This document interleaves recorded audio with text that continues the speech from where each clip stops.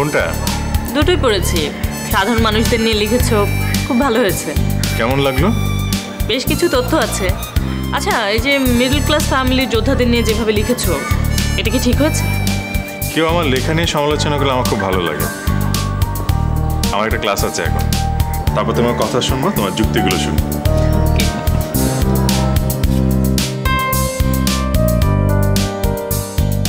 বৃত্তি একটা আজব মেয়ে মা। আমার সব লেখাই সে পড়বে। তুই লিখেছিস ভালো, আর বৃত্তি যে তোর লেখা পছন্দ করে সেটা বোঝা যায়, নইলে তো সব লেখা পড়বে কেন? আরে শুধু কি পড়ে, আমার লেখা সে সমালোচনাও করে। তাই নাকি? হ্যাঁ হ্যাঁ। আচ্ছা, ওর সমালোচনার ধরনগুলো কেমন বলতো? ভালো, খুবই ভালো। কখনো কখনো সে একেবারে কঠিন আলোচনায় জড়িয়ে পড়ে। তবে মেয়েটাকে দেখলে কিন্তু খুব ভালো মনে হয়। ভালো তো, খুবই ভালো মেয়ে। একদিন সময় করে ওর সাথে কথা বলা দরকার। কি ব্যাপার মা, ওর ব্যাপারে এত আগ্রহ দেখাচ্ছ, বিষয়টা কি? কি আর করবো, ঘরে যে আমার আইবুড়ো ছেলে আছে, কোন দিন আমার দম ঠস করে চলে যায়, ঠিক আছে? তার আগে যদি এই ছেলেটার একটা গতি করে যেতে পারি। দেখো, গতি করতে গিয়ে আবার দুর্গতি করে ফেলো না। খা ঠিক মতো। মুক্তিযুদ্ধের ব্যাপারে তোমার মনোভাব এমন কেন? তুমি তো জানো না, আমার বাবা মুক্তিযুদ্ধে শহীদ হয়েছিলেন। আমার পরিবার অনেক বড় কিছু হারিয়েছে, সেজন্য মুক্তিযুদ্ধের ব্যাপারে আমার ইমোশনটা অন্যরকম। কিন্তু তোমার কথাবার্তা কিন্তু আমাকে বেশ ভাবিয়ে তুলছে। আপনার বাবার কথা আমি জানি স্যার, কিন্তু আমার বিষয়টা আপনার পক্ষে বোঝা সম্ভব না। কেন? তোমাদের জেনারেশনকে তো বেশি বুঝতে হবে। তা জানি না স্যার, কিন্তু আপনি যদি স্যার আমাদের বাসায় যান তাহলে বুঝতে পারবেন। বাসায়? বাসায় কেন? আমার ভাবনাগুলোকে দেখতে পাবেন স্যার। ইন্টারেস্টিং তো, ভাবনাগুলোকে দেখতে পাবো? অনেকটা ওইরকম স্যার। ঠিক আছে, আমি তোমার বাসায় যাব আজই। আজই যাবেন স্যার? হ্যাঁ আজই। আমার হাতে বেশ কিছু সময় আছে, আর তাছাড়া তোমার ভাবনাগুলো আমার বেশ ভালো করে বোঝা দরকার। তোমার অন্য কোনো কাজ আছে? না স্যার, চলুন স্যার। Let's go.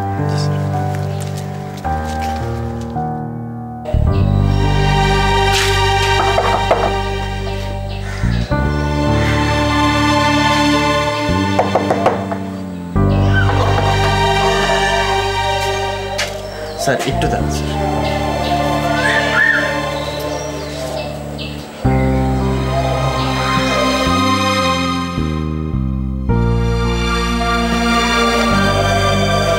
স্যার আসুন স্যার।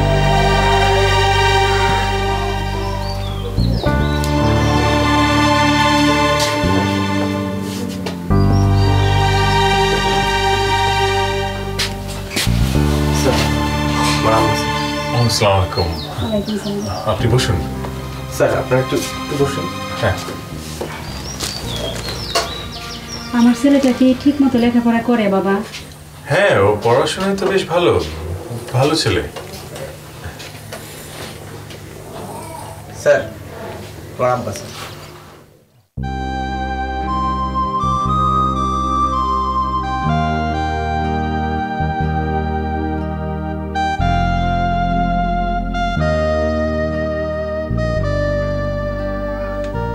আসসালামু আলাইকুম। ওয়ালাইকুম আসসালাম। কেমন আছেন আপনি? মোটামুটি। এই দেখুন না, এই আমার কারণে এই এদের কি অবস্থা। একে যদি ভালো থাকা বলে তাহলে আছি। স্যার আমার বাবা একজন মুক্তিযোদ্ধা, শুনেছি প্রথম শ্রেণীর যোদ্ধা ছিলেন। তারপর? অক্টোবর মাসে আমরা একটা আর্মি বাংকারে অ্যাটাক করেছিলাম, দখলও করে নিয়েছিলাম। তারপর ফেরার পথে রাজাকারদের গুলিতে আমার দুটো পাই ক্ষত হয়ে যায়। ওরা সবাই বাঙালি ছিল, তাই না? পরে তাই শুনেছি। আমার চিকিৎসা হয়েছিল, আমি বাবা প্রাণে বেঁচে গেছি। একজন মুক্তিযোদ্ধার কাছ থেকে সেই সময়ের কথা শুনছি, ভাবতেই খুব ভালো লাগছে। যার কাছ থেকে শোনার কথা ছিল তার কাছ থেকে তো শুনতে পারিনি। আপনি কার কথা বলছেন বাবা? আমার বাবা, উনি ৭১-এ শহীদ হয়েছেন। উনি কোথায় যুদ্ধ করেছিলেন? পাবনার সুজানগরে। আরে আমিও তো সুজানগরে যুদ্ধ করেছি। আচ্ছা, ওনার নামটা বলুন তো। আব্দুল ওয়াহিদ খান। আব্দুল ওয়াহিদ খান? না না, ওয়াহিদ খান বলে তো কারোর নাম মনে পড়ছে না। ওই একজন ছিল ওয়ালিউল্লাহ, একজন ওই ফকির আলী, কিন্তু ওয়াহিদ খান বলে তো কোনো নাম মনে পড়ছে না বাবা। অনেকদিন আগের কথা তো, সেজন্য হয়তো মনে পড়ছে না। আচ্ছা, ওই ওনার দু একটা অপারেশনের কথা বলুন তো। না, স্পেসিফিকভাবে বলতে পারবো না। নামটা আমি আমাদের এলাকায় বহুবার শুনেছি, কিন্তু মনে করতে পারছি না। দেখুন, যুদ্ধের সময় কত নাম না জানা মুক্তিযোদ্ধা শহীদ হয়েছেন, কত মুক্তিযোদ্ধা পঙ্গু হয়েছেন, কজনের নাম মনে আছে বলুন?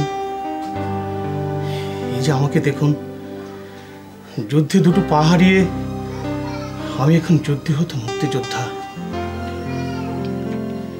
এইটুকুই এখন আমার সম্বল। সরকারি বেসরকারি অনেক সংস্থায় আছে যারা মুক্তিযোদ্ধাদের প্রয়োজনীয় সাহায্য সহযোগিতা করে থাকে। সেরকম কেউ কি আপনার কোনো খোঁজ করেননি? ওরা আমার কাছে আসবে কি বলুন? আমি ওদেরকে খুঁজতে খুঁজতে যতটুকু সুস্থ ছিলাম তার চেয়ে বেশি অসুস্থ হয়ে পড়েছি। মজার খবর কি জানেন? একবার আমাকে আমি মুক্তিযোদ্ধা কিনা তার প্রমাণ দিতে হয়েছিল এক রাজাকারের কাছে। তারপর থেকে নিজেকে মুক্তিযোদ্ধা ভাবতে লজ্জা হয়। এখন আর আমি কারো কাছে মুক্তিযোদ্ধার পরিচয় দিই না। আপনার সাথে আমার আরো কথা বলার আছে, আরো জানার আছে। এখনই সময় ইতিহাস সাজাবার। আজ তাহলে আমি উঠি। স্যার, আপনি যা জানতে চেয়েছিলেন থেকে পেরেছেন। পরিচয় হলো, কথা হলো, এ আমার কাছে অনেক বড় পাওয়া। বলুন, তুমি আমাকে একটু এগিয়ে দিয়ে আসবে? Okay sir. স্যার, আমি একটু আসি।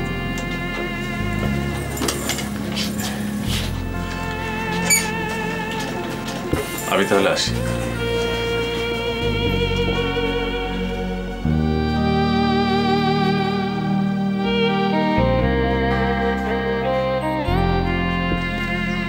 আমার লেখার কথায় আরো সাবধান হওয়া দরকার। ৭১ একটি কঠিন সময় ছিল, ব্যাখ্যাটা এত সহজ ঠিক হচ্ছে না।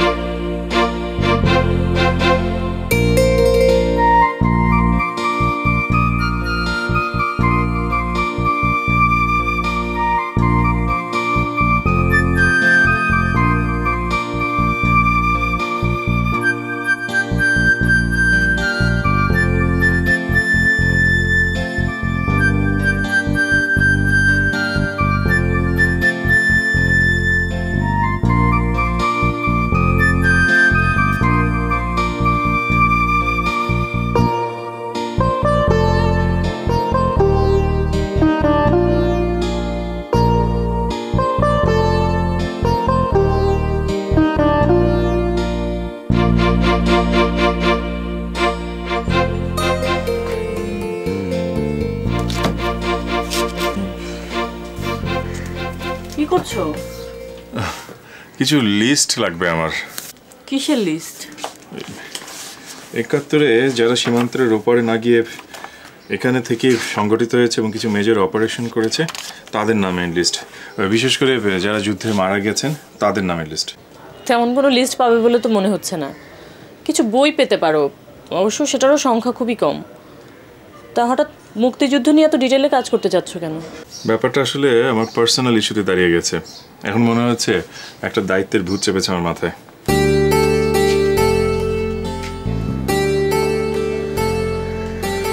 আচ্ছা, এই কোটা তো আপাতত আমাদের রয়েছে না, আমাদের ওখানে বাসায় গিয়ে বলছে না, ওটা শিখিয়ে দিচ্ছি। চল।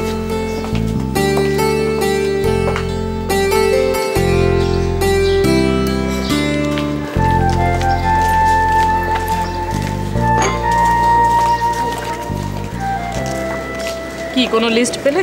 হ্যাঁ, লিস্ট পাইনি, তবে কিছু ইনফরমেশন পেয়েছি। এগুলি ইনফরমেশনগুলি যে সমস্ত দলিল কালেক্ট করেছে সেগুলোর সাথে একটু মিলিয়ে দেখতে হবে। আচ্ছা, আমার মনে হয় আমাকে একটু গ্রামে যেতে হবে, যেসব মুক্তিযোদ্ধারা এখনো বেঁচে আছেন তাদের সাথে কথা বলে এই ইনফরমেশনগুলো একটু মিলিয়ে নিতে হবে। তাহলে তো খুবই ভালো হয়। সন্ধ্যা তো হয়ে এলো, যাবে না? হ্যাঁ, যাবো আব্বা। আর একটু বসে, আমি তোমাকে পৌঁছে দেবো। কিরে সোমো, হ্যাঁ মা।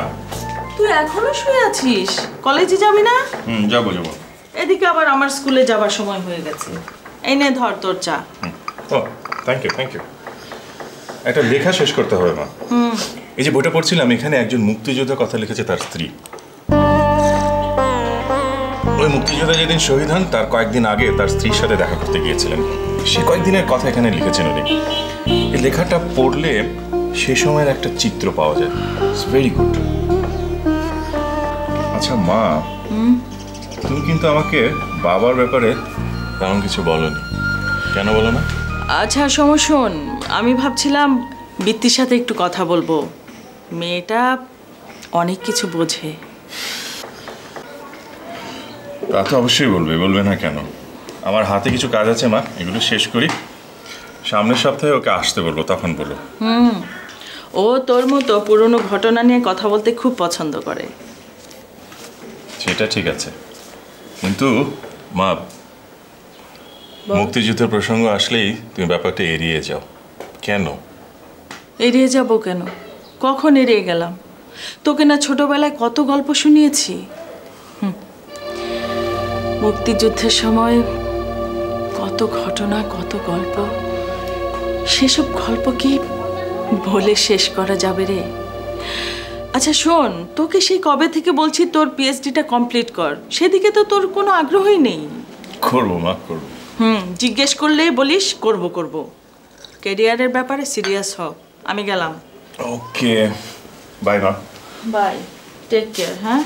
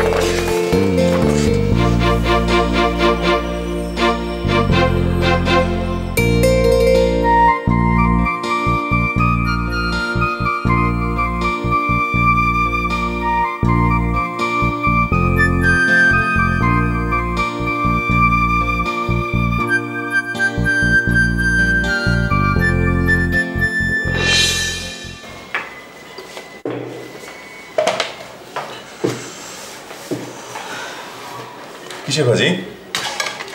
এখানে সব কিছুই আছে, খা। ও ফ্যান্টাস্টিক। ডিম,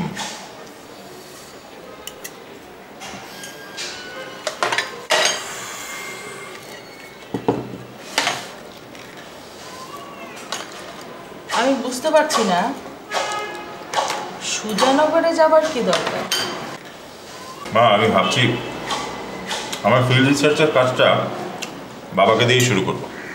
তুমি কি বলো? ঠিক আছে কর, কিন্তু গ্রামে যাবার কি দরকার? তুই আমাকে জিজ্ঞেস কর কি জানতে চাস। তুমি তো আছোই।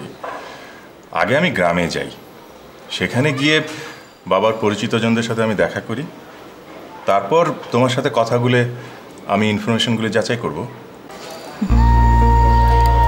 আমার থেকে কি অন্যরা তোর বাবা সম্পর্কে বেশি জানবে?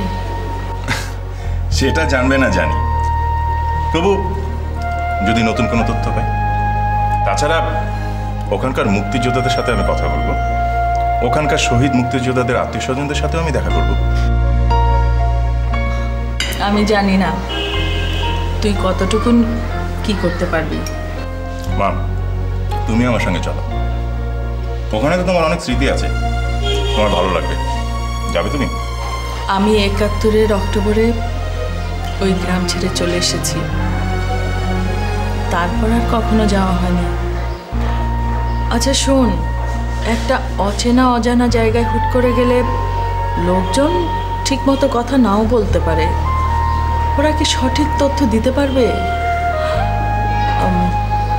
তারপরও তোর যাওয়ার দরকার, দেখ কি করতে পারিস।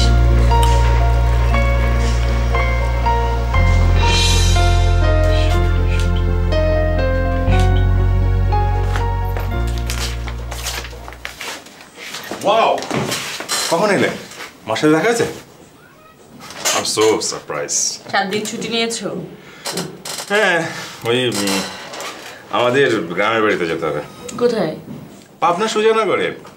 তুমি যাবে? চলো না, চলো চলো চলো। সুজানগর যেতে পারলে আমার খুব ভালো লাগতো, কিন্তু কিভাবে যাব? তুমি ছুটি নিয়েছো, আমাকে ছুটি দেবে? তাও একটা কথা, দ্যাটস ভেরি ব্যাড। আজ ক্লাস আছে আর তোমার? যাবো এখান থেকে একটু পরে। এক কাজ করি, আজ তোমার ক্লাস নিতে হবে না, সামিনা ম্যাডামকে বলে দিই তোমার প্রক্সিটা দিয়ে দিই, ঠিক আছে? আজকে আমরা বাইরে কি করবো। পাগল নাকি? হ্যাঁ বাবা, আচ্ছা 7 দিন ছুটি নিয়েছে, 7 দিন যদি আমি ঢাকায় না আসি, আমাকে যদি গ্রামে থাকতে হয় তখন মিস করবো তো। প্লিজ বৃত্তি, প্লিজ।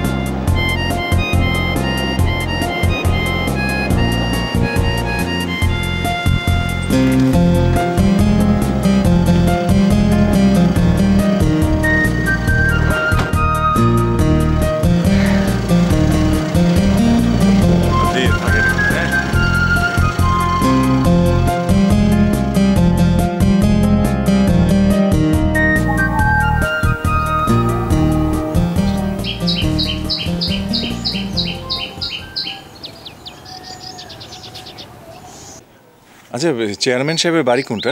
জি এটা আচ্ছা,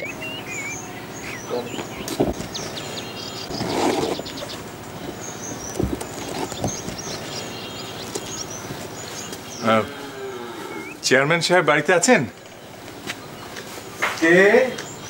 জি, আসসালামু আলাইকুম। আলাইকুম সালাম। আপনাকে তো ঠিক। আমার নাম আরিফিন শর্ম, আমি ঢাকা একটা কলেজের শিক্ষক। আমি এখানকারই ছেলে। বাহ বাহ, কলেজের অধ্যাপক, এই এলাকার ছেলে। আগে তো কখনো আপনাকে দেখিনি। বাহ বাবা, আসুন বাবা, ভিতরে আসুন। জি, ভিতরে আসুন, আসুন আসুন, বসুন। Thank you.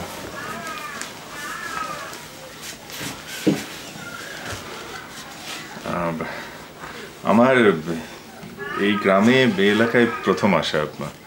বেসিক্যালি এটা আমার বাবার এলাকা। তোমাকে তুমি করেই বলছি। অবশ্যই। তোমার বাবার নাম কি? আমার বাবার নাম আব্দুল ওয়াহিদ খান। আব্দুল ওয়াহিদ খান? জি। কোন বাড়ি?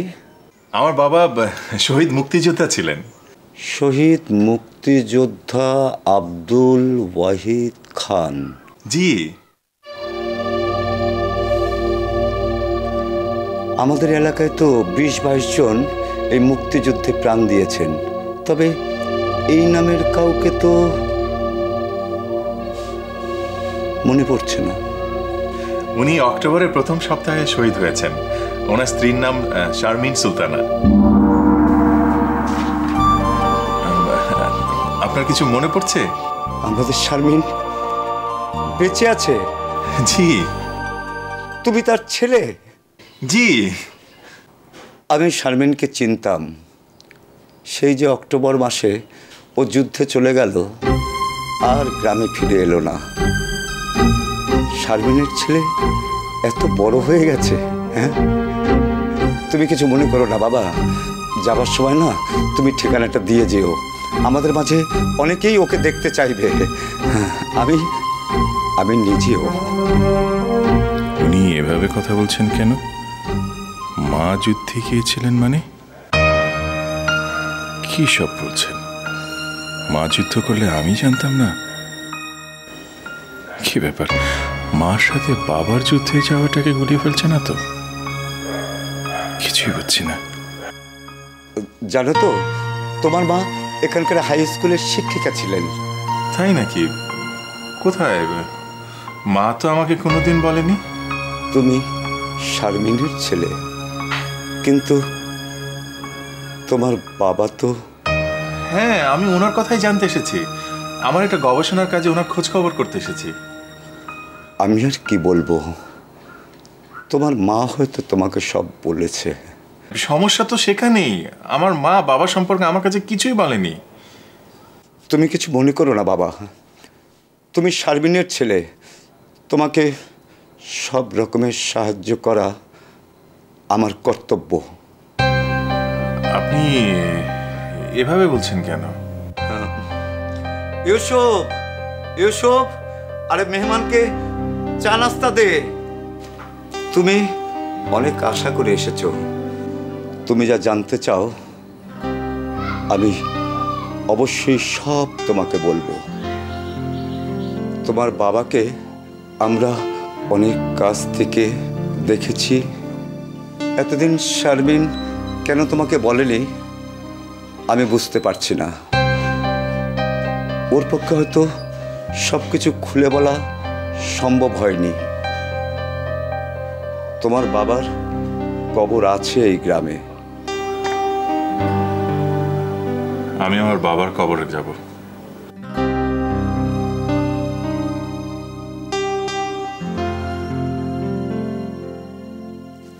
আসসালামু আলাইকুম চেয়ারম্যান সাহেব। ওয়ালাইকুম আসসালাম।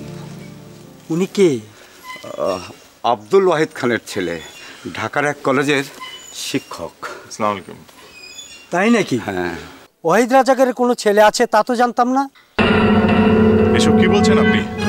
আমার বাবাকে রাজাকার বলছেন কেন? কি বলছেন আপনি? আপনি হয়তো জানেন না, ওই এলাকার একজন কলঙ্ক ছিল। সবাই তাকে রাজাকার বলেই জানতো। আরে থামো থামো, তুমি থামো তো। তুমি যাও, তুমি যাও, তুমি যাও। চলো বাবা। না না না না, উনি কেন আমার বাবাকে রাজাকার বলবেন? আমি তো বিষয়টা বুঝতে পারছি না।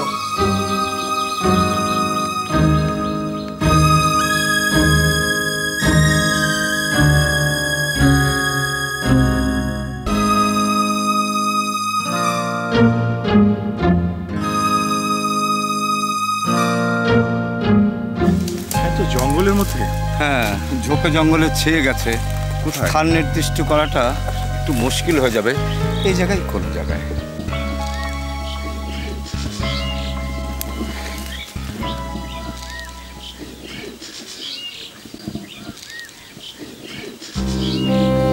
এই অবস্থার মধ্যে আমার বাবা শুয়ে আছে। এরকম কেন হলো চাচা? একটু সহজ হোক, সব সব বলবো।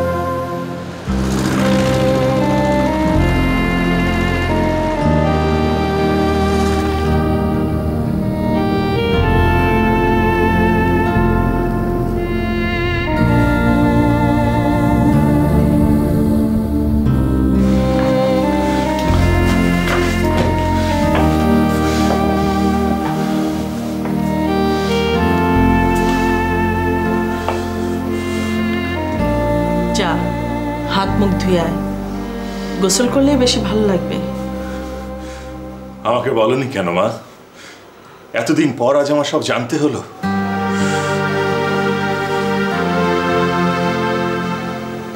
আমি তো তোর বাবার কথা এক বিন্দু বাড়িয়ে বলিনি।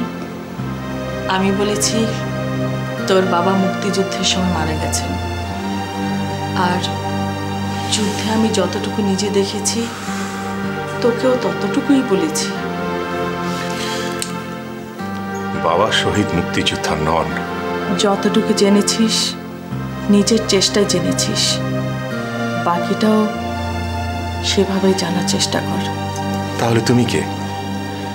যা সত্য সেটা আমাকে বলো।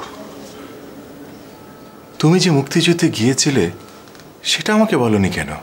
আমার সম্পর্কে তো তুই কখনো এভাবে জানতে চাসনি। আমি শুধু তোর মা হয়েই থাকতে চেয়েছি। তাই বলে তুমি আমাকে বলবে না? তখন আমার কাছে যা করণীয় মনে হয়েছে আমি তাই করেছি। তাছাড়া তোর বাবাকে নিয়ে তোর যে সুন্দর সুন্দর ভাবনাগুলো ছিল সেগুলো আমি নষ্ট করতে চাইনি। আমি ভাবতে পারছি না আমি একটা রাজাকারের ছেলে, একটা রাজাকারের ছেলে। মা, তুই আমার ছেলে, যুদ্ধ আমার রক্তে মিশে আছে। এই পরিচয়টা কি তোর জন্য যথেষ্ট নয়? এই পরিচয়টাই যথেষ্ট হতো যদি শুরু থেকে তুমি আমাকে সব বলতে। সব। আমার রুমে খাটের নিচে একটা ট্রাঙ্ক আছে, সেটা খুলে দেখ। সেখানে যা পাবি তার পুরোটাই ৭১-এ তোর বাবা সম্পর্কিত।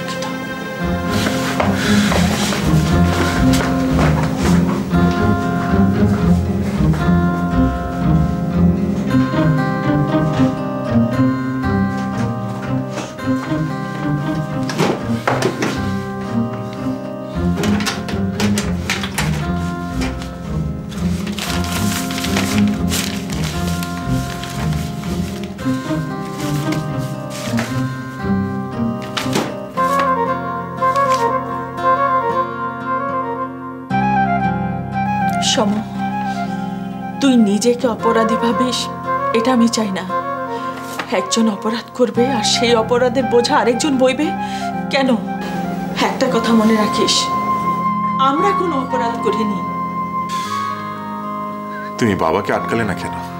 কোনো স্ত্রী চায় না তার স্বামী বিপথে যাক, আমিও চাইনি। কিন্তু তোর বাবা আমাকে কখনো মূল্য দেয়নি, কখনোই না। সে সময় সত্যি কি বাবা মেয়েদেরকে আর্মিদের হাতে তুলে দিতেন? তুই গ্রামে গিয়ে সবই জেনেছিস। আমি তোকে বলতে পারিনি এটা আমার অক্ষমতা। এটা যেমন তোর কাছে অনেক কষ্টের, তেমনি আমার কাছে অনেক লজ্জার। আমাকে সব বলো মা, সব। তখন ৭১-এর অক্টোবর মাস।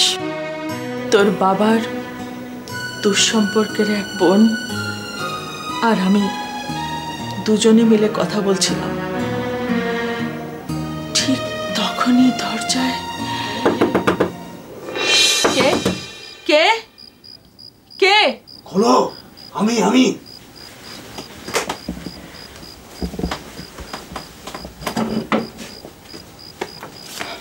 কি হয়েছে ভাইজান?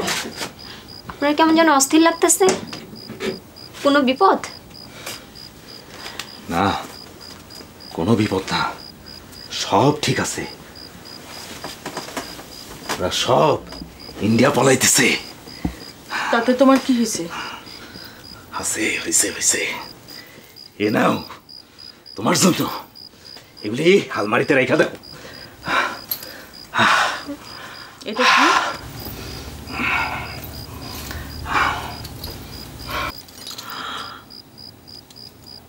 এগুলি তুমি কই পাইলা? পাইছি। লুট করে আনছো? লুট না, জিহাদের সময় এইগুলি করতে হয়। এগুলোকে লুট বলে না, বুঝছো? অবস্থা পাল্টাইতেছে। আমাদেরও এখন জিহাদ করতে হবে, পাকিস্তানের জন্য কিছু একটা করতে হবে। এটা আমার দেশ। আচ্ছা, তুমি কি? হ্যাঁ, তোমার এত কিসের অভাব? সেটা তুমি বুঝবা না। তোমাকে আমার ঘৃণা হয়। তুমি তুমি মানুষ না, তুমি একটা অমানুষ। চুপ, একদম চুপ। যা বলি তাই করো। নাও এগুলি সব রাখো। মা, আমার মনে হয় আমি সব ভুল শুনছি। তুই ভুল শুনছিস না, কিন্তু আমি সব ভুলতে চেয়েছিলাম। তুই কেন আমাকে মনে করিয়ে দিলি?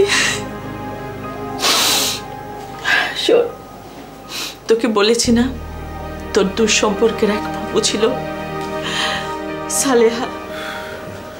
একদিন হঠাৎ তোর বাবা কিছু লোকজন নিয়ে আসে।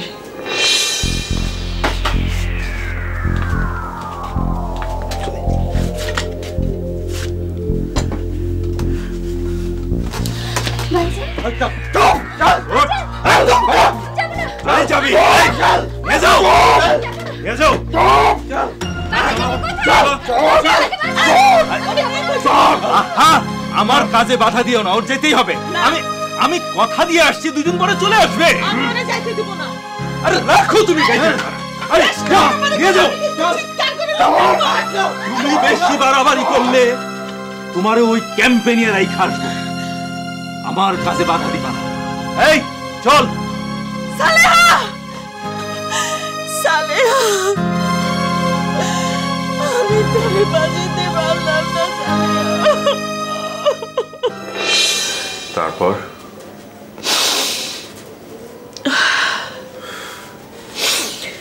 তারপর আর কি, 4 দিন পর সালেহার লাশ পাওয়া যায়। গ্রামের লোকজন মিলে ওকে কবর দিয়েছিল। স্বাধীনতার পর শুনেছি ওর কবরটা নাকি গ্রামের লোকেরা বাঁধিয়ে রেখেছে। আমার বাবা এমন ছিল?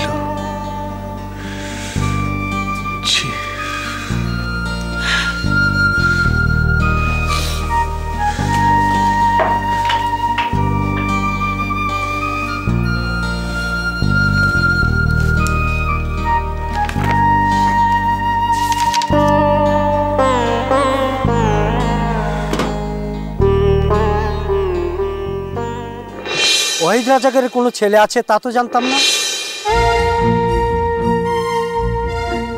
আপনি হয়তো জানেন না, ওই এলাকার একজন কলঙ্ক ছিল। সবাই তাকে রাজাকার বলেই জানত।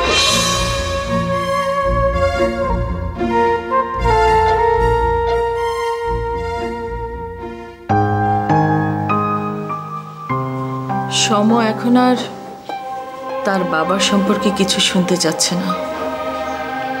যে যন্ত্রণা 3 যুগ ধরে আমাকে কুড়ে কুড়ে খাচ্ছে, সে যন্ত্রণা এখন সমভোগ করছে। আমি টায়ার্ড হয়ে গেছি। এখন আর কিছু বলতে ভালো লাগে না। তোমাকে আমি সব কিছু বললাম, তুমি সমর সাথে কথা বলো। সমর সাথে আমার কথা হয়েছে। কাল সারা রাত আপনার কথাই আমি ভাবছিলাম, তাই আপনাকে দেখতে এসেছি। আপনি আমাকে বলেন, যেদিন সমর ফুপু সালেহাকে ওরা ধরে নিয়ে গিয়েছিল, সেদিন আমি বেঁচে গিয়েছিলাম। কিন্তু পরে আর পারিনি। এই শরীরটাকে বাঁচাতে পারিনি পাখানাদার বাহিনীর হাত থেকে। আর ওরাই বা ছাড়বে কেন? ওই আব্দুল ওয়াহিদ খান যে ওদেরই লোক ছিল। আমার মনে হয় সেদিনে আমার মরে যাওয়া উচিত ছিল, কিন্তু আমি মরিনি। আমি মেরেছি।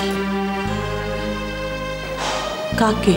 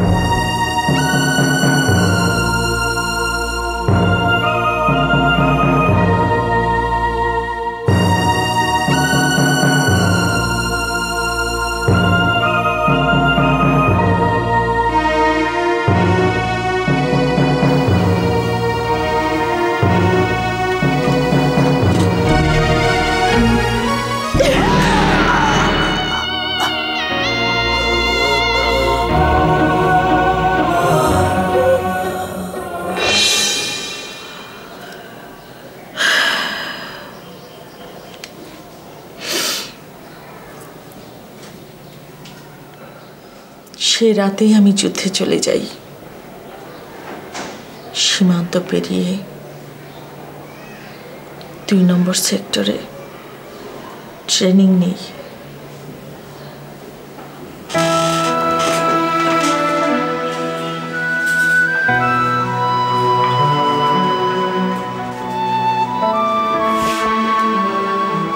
তার মানে আপনি আপনার স্বামী মানে সমর বাবাকে? সেদিন আমি একজন নরপিশাচকে মেরেছিলাম। ওই হত্যার পরে আমি যুদ্ধে গিয়ে আর পেছন ফিরে তাকাইনি। যুদ্ধে আমি বিনা দ্বিধায় শত্রুদের আক্রমণ করেছি। তখন আমার নিজের প্রতি কোনো রকম মায়া বা বেঁচে থাকার কোনো আকর্ষণই ছিল না। এক সময় যুদ্ধ শেষ হলো, দেশ স্বাধীন হলো। আমি বুঝতে পারলাম আমার গর্ভে তখন সময় এসেছে। সময়কে কেন্দ্র করে শুরু হলো আমার আরেক যুদ্ধ। সেদিনই আমি আমার পুরনো সব ইতিহাস আমি মুছে ফেলেছিলাম।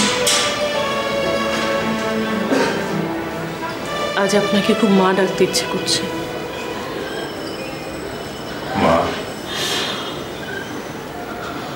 আমি কি ওই লোকটার সন্তান? না, তুই আমার সন্তান, আমার আমার ভালোবাসার, আমার স্বপ্নের সন্তান। আর তুই যদি ভাবতে চাস তাহলে নিজেকে একজন রাজাকারের সন্তানও ভাবতে পারিস, আবার একজন পাখানাদারের সন্তানও ভাবতে পারিস। কোনটা যে সত্য জানি না, শুধু এইটুকু জানি তুই আমার সন্তান, একজন মুক্তিযোদ্ধার সন্তান। জানিস সম, আজকে আমার খুব ভালো লাগছে, খুব ভালো লাগছে। আমার মনটা অনেক হালকা লাগছে। তুই সব জেনেছিস। এখন তুই ঠিক করে নে কোন পরিচয় তুই চাস। তবে একটা কথা, তোর বাবা আর ওদের মধ্যে কোনো পার্থক্য ছিল না। আমি শুনেছি সেও অনেক মেয়েদের জীবন নষ্ট করেছিল।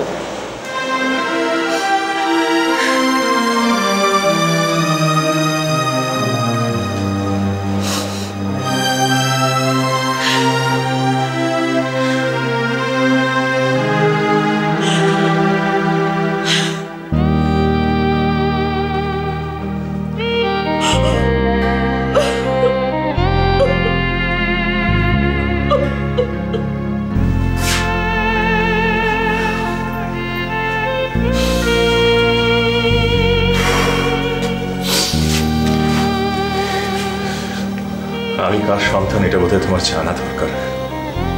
তুমি একজন মুক্তিযোদ্ধার সন্তান।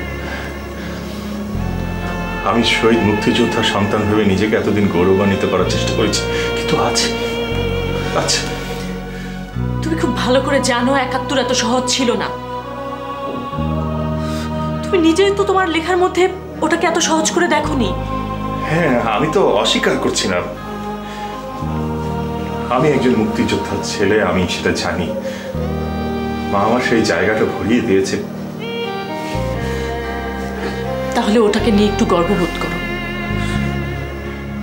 তার মানে কি তুমি এতদিন তোমার ভেতর একটা মেয়ে কি ধারণা পোষণ করেছিলে? কথা বলছো না কেন? কথা বলো। কিসের এত দ্বিধা তোমার? নিজেকে রাজাকারের সন্তান না ভেবে মাকে দেখো, নতুন করে মাকে দেখো। তার ভেতরে আমাদের ইতিহাস গাথা। আমি চাই ওটা আবার নতুন করে ফুটে উঠুক। তোমার বাবার যে পরিণতি হয়েছে তাতে তোমার সন্তুষ্ট থাকা উচিত। ৭১-এর প্রতিটি রাজাকারের যদি তোমার বাবার মতো পরিণতি হতো তাহলে সবকিছু হয়তো অন্যরকম হতো। তোমার ছাত্র অরুণ, তার বাবা, তার ফ্যামিলি ওদের অবস্থা এত করুণ হতো না।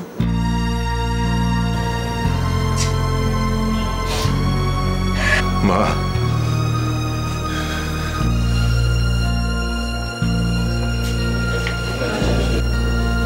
মা, মা, তুমি একজন মুক্তিযোদ্ধা, আমি তোমারই ছেলে। এটাই আমার কাছে সবচেয়ে বড় পরিচয়।